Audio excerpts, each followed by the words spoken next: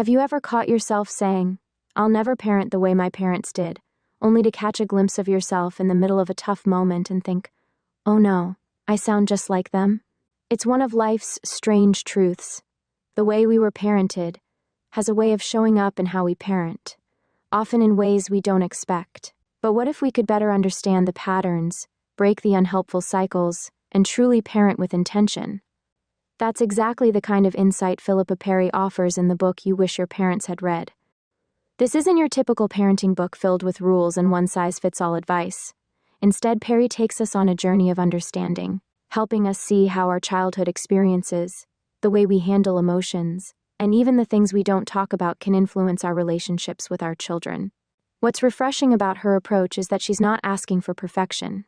She's asking for presence, for reflection, and for a willingness to connect in ways that truly matter. In this video, we'll be unpacking the key ideas and lessons from Perry's book. Lessons that aren't just for parents, but for anyone who wants to better understand themselves and their relationships. If this sounds like something you'd enjoy, be sure to like this video, subscribe to the channel, and share your thoughts in the comments. Parenting can feel overwhelming at times, but conversations like these remind us we're not alone. So, what makes this book so impactful? It starts with a simple but profound idea. The way we were parented doesn't define us, but it does influence us. Perry challenges us to explore those influences, not to blame our parents, but to understand how they shape the way we respond to emotions, handle conflict, and connect with others. And from there, she helps us think about how we can do things differently, in ways that nurture trust, empathy, and emotional safety for our kids. Have you ever noticed how easily a child picks up on your mood, even when you think you're hiding it? Perry emphasizes that children are like emotional sponges. They don't need us to always be happy or calm. They need us to be authentic and open about our feelings in a way they can understand. This was such an aha moment for me. It made me think about all the times I've tried to put on a brave face, only to realize later that kids sense far more than we give them credit for. One of the most powerful concepts in the book is Perry's focus on connection over correction. She explains that discipline isn't about control. It's about helping children feel seen and understood, even when they're at their worst. Instead of rushing to fix behaviors, she encourages us to pause and ask, "What's really going on here? What does my child need right now?" This idea of slowing down to connect deeply resonated with me because it's something I've seen work wonders in my own relationships. Perry also dives into the tricky topic of breaking cycles. Many of us carry emotional baggage from our own upbringing, and without realizing it, we can pass it on to our kids. Maybe you grew up in a household where emotions weren't talked about, or maybe you were expected to be perfect. Perry helps us see how those experiences can lead to patterns, like avoiding conflict, overreacting to mistakes, or feeling uncomfortable with vulnerability. But the beauty of her approach is that she gives us tools to rewrite those patterns, starting with self-awareness and self-compassion. As I read this book, I found myself reflecting on my own childhood. Perry's insights made me think about the things my parents did well and the areas where they struggled, and how those experiences have shaped me. It was eye-opening, but also comforting. Perry has this incredible way of showing us that no parent gets everything right, and that's okay. What matters is our willingness to learn, to repair, and to keep showing up. Another standout idea is her emphasis on emotional attunement. Perry explains that when we validate a child's feelings, whether it's sadness, frustration, or joy, we teach them that their emotions are okay and manageable. This doesn't mean we let kids do whatever they want, but it does mean we approach their emotions with empathy. It made me think about how often we try to fix feelings, saying things like, "Don't cry, it's not a big deal," or "You're fine, don't be upset." Perry reminds us that these responses, while well-meaning, can teach kids to suppress their emotions rather than process them. What I love most about this book is that it's not about adding more to our parenting to-do list. It's about shifting our mindset and being more intentional in the moments that matter. Perry doesn't promise easy fixes. Parenting, after all, is messy and imperfect, but she does show us that small, meaningful changes can make a big difference.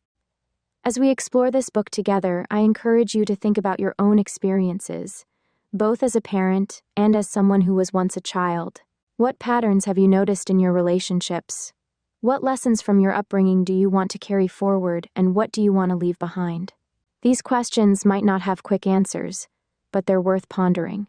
So, let's dive into the book you wish your parents had read. Whether you're a parent looking for guidance, someone reflecting on your childhood, or simply curious about what makes relationships thrive, there's something here for you. And if you enjoy this kind of content, don't forget to like, subscribe, and join the conversation in the comments. Parenting might not come with a manual, but it's books like these, and the connections we build with each other, that make the journey a little less daunting. Ready to explore how we can parent with more empathy, connection, and intention? Let's get started. As soon as you pick up the book you wish your parents had read, you know you're not about to get another one of those how-to parenting books. This one feels like a heart-to-heart conversation with a trusted friend who's a psychotherapist, a guide that speaks honestly, not just about the things we do to our children, but about how our own pasts shape the way we interact with them. From the very beginning, Philippa Perry invites us to take a deep, introspective look at our own upbringing. She makes a bold statement. Early on, our children don't just listen to what we say, they pay attention to what we do. That's a tough truth, especially if you're like me and you've ever caught yourself saying something your parents used to say, or worse, doing something you swore you'd never do. I remember the first time I caught myself acting like my mother without even realizing it. It was a small moment. My daughter was upset about something minor, and I snapped at her. "Stop crying, it's not a big deal." As soon as I said it, I felt this wave of guilt, but also a strange familiarity. I had heard those words from my own mom countless times when I was younger. In that moment, it was like I was repeating history without even thinking. Perry's words immediately came to mind. Children do not do what we say, they do what we do. It made me realize how much our own upbringing shapes our reactions as parents. The patterns are ingrained, and it takes awareness to change them. Perry's first part of the book focuses on the legacy of parenting, the ways in which our childhoods shape not only how we parent, but how we react to our children's behavior. She explains how a child's behavior can unintentionally trigger old emotions in us, emotions we may have buried or forgotten. For example, in a story Perry shares about a mother named Tay, she explains how a small situation, her daughter struggling to get down from a climbing frame, triggered an explosive emotional response. Tay, a psychotherapist herself, realized that her reaction wasn't about her daughter's behavior at all, but about her own unresolved feelings from childhood. It's a powerful moment in the book because it shows that even the most self-aware people can get caught in emotional reactions that have nothing to do with the present moment. This idea really made me reflect on my own emotional reactions as a parent. There have been times when I've gotten frustrated with my kids for what felt like trivial things that, in hindsight, weren't a big deal, and yet my anger would be disproportionate. Perry's explanation of how these feelings can be tied to our own childhood experiences gave me a sense of relief. It made me realize that sometimes my reactions aren't about my children. They're about the unresolved feelings that I haven't yet dealt with. What I loved about this section was how Perry doesn't simply dwell on the problem. She offers solutions, and one of the most helpful strategies she talks about is rupture and repair. Perry acknowledges that no parent is perfect, and moments of rupture, times when we mess up or misunderstand our kids, are inevitable. What matters is the repair. This idea resonated with me deeply. I realized that in those moments of tension or conflict, instead of doubling down or getting defensive, I can repair the situation by acknowledging my mistake and reconnecting with my child. One of the things I particularly appreciated about Perry's writing is how gentle and forgiving it is. She doesn't point fingers or judge. Instead, she encourages us to become more mindful of our triggers and to use those moments as opportunities for growth. It's not about being a perfect parent, but about being an authentic one, someone who recognizes their mistakes and is willing to make things right. As Perry guides us through the legacy of our own parenting, she emphasizes the importance of examining our past so we can avoid passing on negative patterns. This is a concept that hit home for me.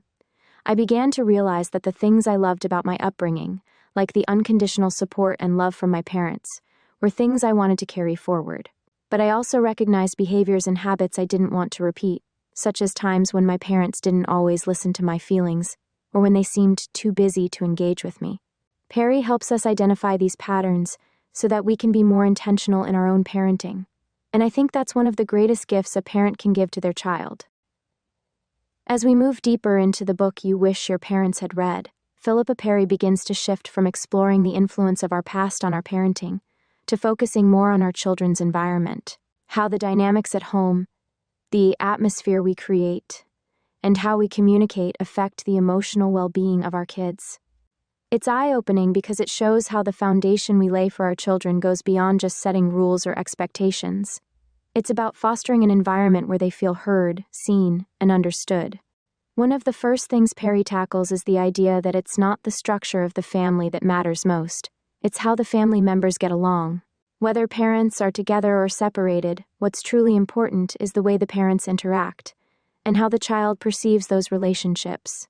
I think we often assume that if a family isn't intact, the child's emotional well-being will be negatively impacted. But Perry argues that what's more important is how conflicts are handled, and whether there is mutual respect between parents. She talks about how some parents in toxic relationships can create a much more damaging environment than parents who may be separated but still maintain a healthy, respectful communication style.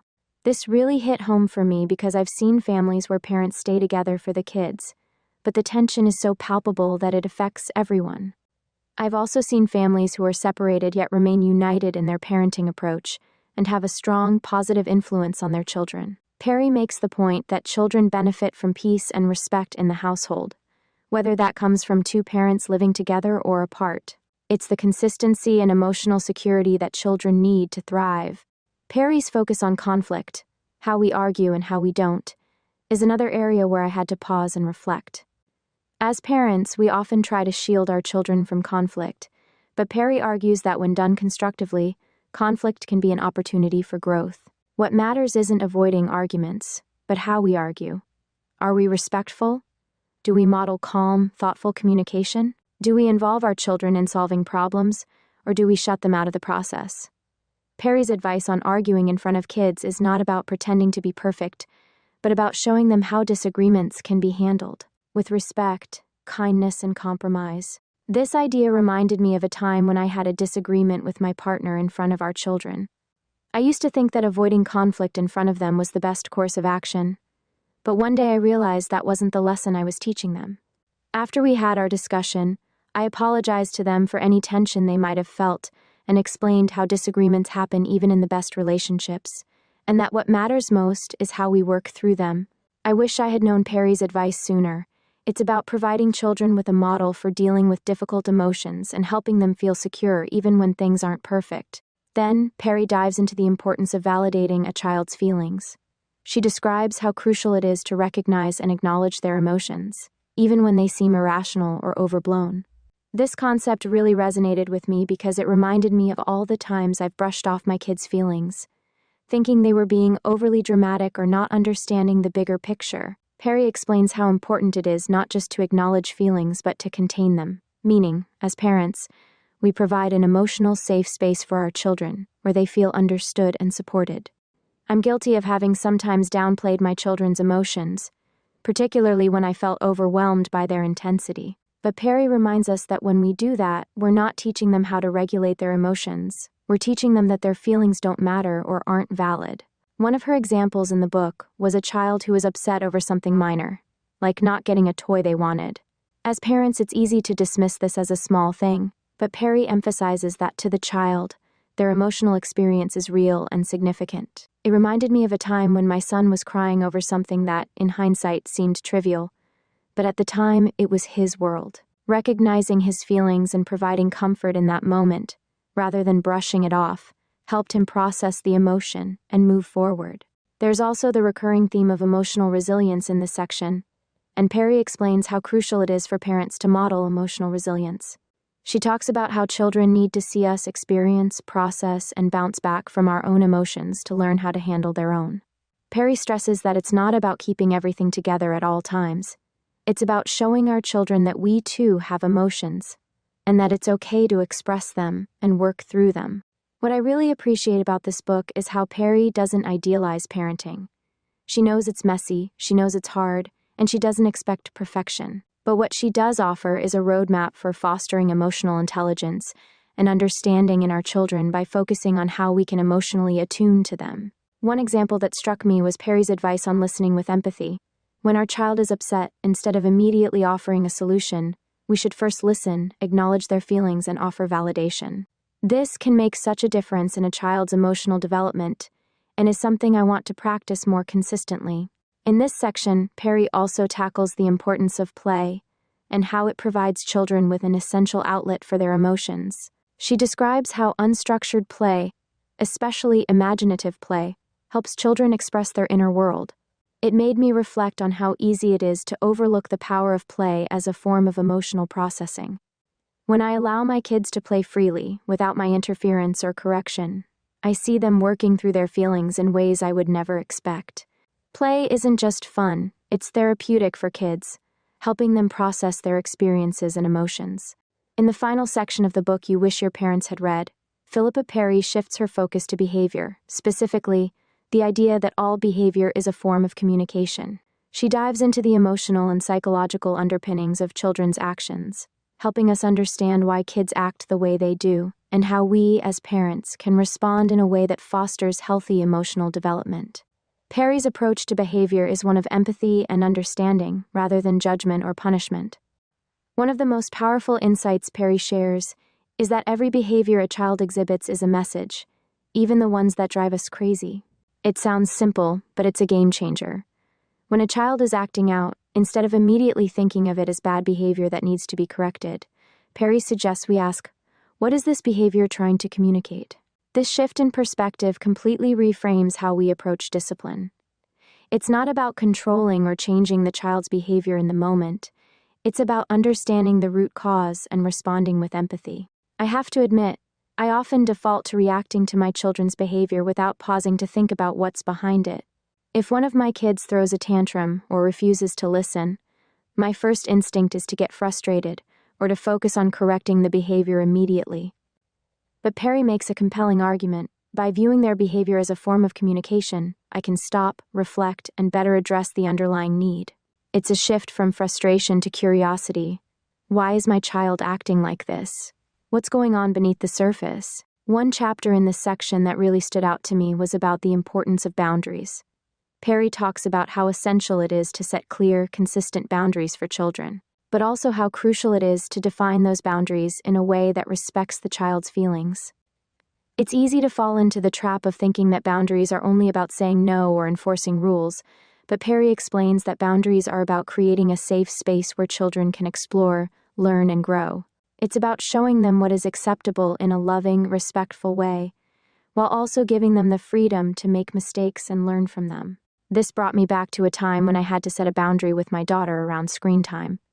I remember feeling guilty at first, thinking she would be upset. But I stuck to my decision and communicated the boundary calmly. What I hadn't realized was that by setting that boundary, I was providing her with the emotional security she needed. She might have been frustrated in the moment, but Perry's words rang true. It's not about the immediate satisfaction. It's about creating long-term emotional stability. Another chapter that really hit home was about the importance of empathy in responding to children's behavior.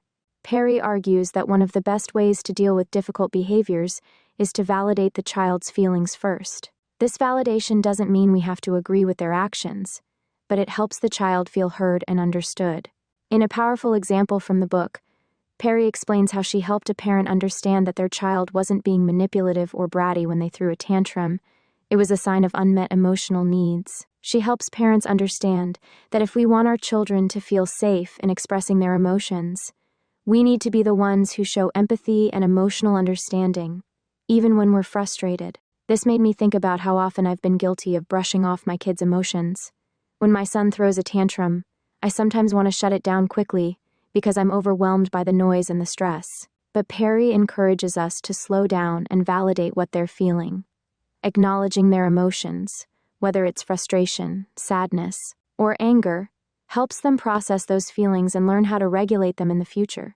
It's a small act of compassion, but it can make a huge difference in how children learn to handle their own emotions. Perry also discusses how important it is for parents to model the behaviors they want to see in their children. This concept really resonated with me. It's one thing to tell your child not to yell, but it's another to show them how to speak calmly in difficult situations. When we're frustrated or stressed, children are always watching how we handle those emotions. Are we modeling patience, understanding, and emotional regulation? Or are we modeling frustration, anger, and impatience? This section made me realize how much I need to be more conscious of my own behavior, because my kids are learning from me every single day. One of Perry's most profound insights is that, while we often think we're teaching our children how to behave, we're also teaching them how to feel. In her words, "If you teach your child to feel, they'll know how to behave." This really hit me hard. It's not enough to just teach kids the right way to act. We need to teach them to understand their feelings, express them appropriately, and navigate them in a healthy way. This is where emotional intelligence comes into play, and it's something that will serve our children for the rest of their lives. As Perry wraps up this section, she also talks about the importance of building a strong, supportive relationship with our children, even through the ups and downs. This relationship, based on trust and mutual respect, is the foundation for everything else. It's not just about making sure they behave well or follow the rules. It's about making sure they know they're loved, that their feelings are valid, and that they have a safe place to express themselves.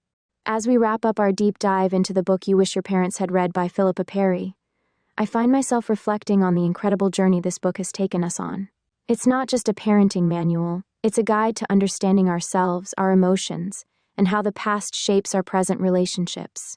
Perry's words challenge us to break free from unhealthy patterns, to embrace empathy, and to foster emotional intelligence in ourselves and our children. If there's one thing that stands out from this book, it's that our children don't need us to be perfect parents. They need us to be present, to listen, and to show them that it's okay to feel, even when those feelings are difficult.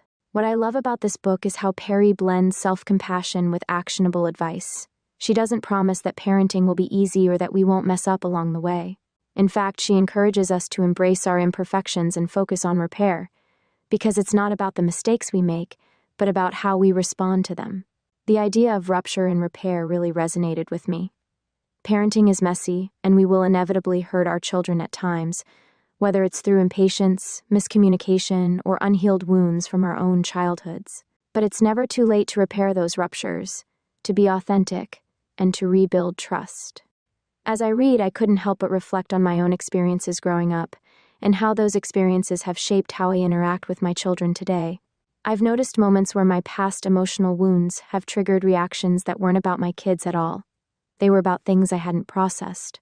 That awareness is a game changer. It's empowering to recognize that we can reshape the legacy of our parenting, learning from the past without being controlled by it.